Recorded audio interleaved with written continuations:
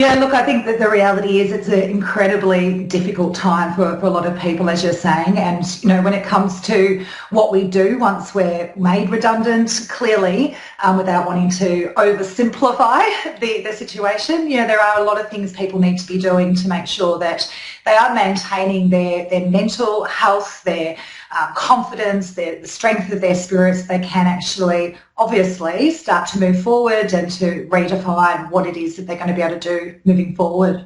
What about future-proofing your career post-COVID-19? Because the goalposts have changed for a lot of people. Many people have been agile, nimble, have found other ways to make a dollar.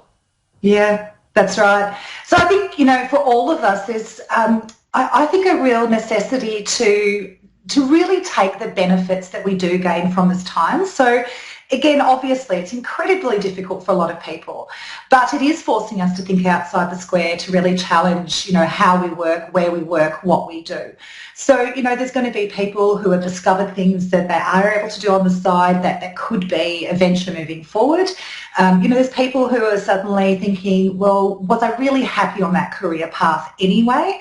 So again, without wanting to sound naive that it's, simple for people just to shift direction, I do think that, aligning our careers with what we love, what we're great at, what gives us energy is a great starting point. So if you are in a situation where you're having to get the blank piece of paper out and really challenge what the future of your work life looks like, then now's a great opportunity to really challenge that. What do you see as the real benefits for ongoing flexible working conditions?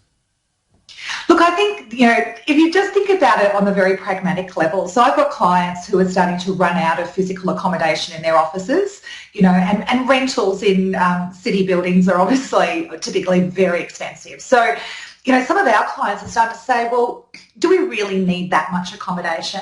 So clearly that's one issue. But then you've also got a whole bunch of people who are saying, you know what, I actually feel more focused, I feel more balanced, and I actually feel more productive. So some organisations are starting to release insights to their productivity levels, and it's skyrocketing in some professions. So, I think we need to get past that conventional wisdom and the limiting beliefs that tell us that there's one way of working. I do think we need to really challenge what I see as more of a blended approach to working. So, some time in the office, some time out of the office, and making sure that we're obviously still coming together as a team. So I think for organisations, clearly, if they can provide a work experience where people do feel more balanced and that their work life suits them better, clearly attracting, retaining people is easier. But then also just in terms of people's energy levels, their levels of engagement. So I think there's a lot of benefits. Clearly, it depends on the job and the team environment and everything else that needs to happen. But I'd argue in many instances there are reasonable ways which flexible work can be included. I know I speak for a lot of parents here, avoiding burnout for children who are on their computers online learning, and then they want to lurch towards their devices for other things. Yeah. It's difficult. So how do, particularly we're talking here corporate work here, how do people avoid that burnout from being connected 24/7? Absolutely agree with you, and that's where my mind went when you mentioned the kids. It's like teach them early, because as adults we can be just as bad at that. The reality is when we're working and living in the same physical environment, it can be awfully tempting just to keep going and to just extend our work day. When we're in the office, we tend to have natural breaks, whether we're travelling into the office, whether we're going out to get lunch, whether we're having a chat with a colleague in the kitchen. There is a real danger that when we're in our isolated home offices that we could just keep going. So there's that issue. But then also, for all the parents who are working at home, sharing the kitchen bench with their partner, homeschooling children, looking after young ones, I think what's important is that we recognise that this is, these are stressful environments or circumstances that we're in. So we have to be quite deliberate in how do I create some time away, even if it's I just go and do a bit of gardening. How do we actually communicate as a family to make sure that we can all juggle all of these demands, in terms of our work as well as obviously our family lives. Many people watching today would either have or could have lost their job or be in positions where they are looking to move in another direction. There could be people watching and thinking of their family members, of what their next job may be after what's gone down. What are some of the more in-demand skills?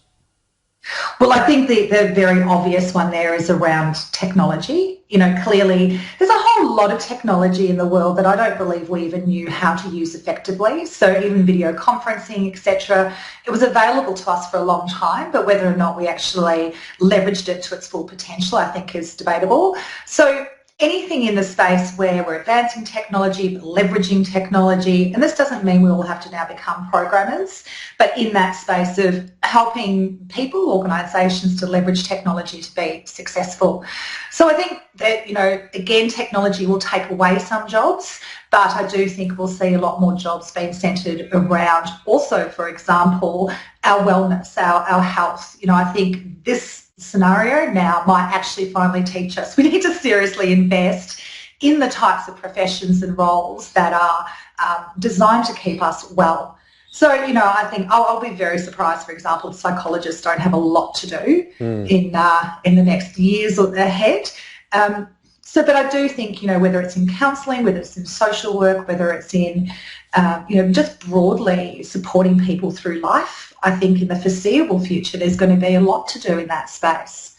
So, you know, even things like personal training and, you know, again, managing that overarching wellness space, I think people are going to become more and more acutely aware of that. So again, clearly it's always hard to predict exactly what the future looks like, but I would be turning my mind to what does the world need? You know, what are we really missing and what do we need more of? Finally, and I don't want to be quick here, but we're going to be dashed for time. I worked at Franklin's when I was at school and uni and absolutely hated it, but I knew I had to pack those shelves if I wanted money in my pocket. Some people have to work jobs they don't like. How do you thrive in that position? Yeah, you continue to focus on the purpose. Exactly as you just said, I knew that if I wanted money in my pocket, that's what I had to do. Now, clearly, just working for money is not something that's sustainable for a lot of people, but we do have to, through these really challenging times, you know, accept our reality and, you know, take the steps we need to just to survive and clearly continue to be committed to moving in directions that we really want to over time. Beautifully said. Thanks for joining us today. Thank you.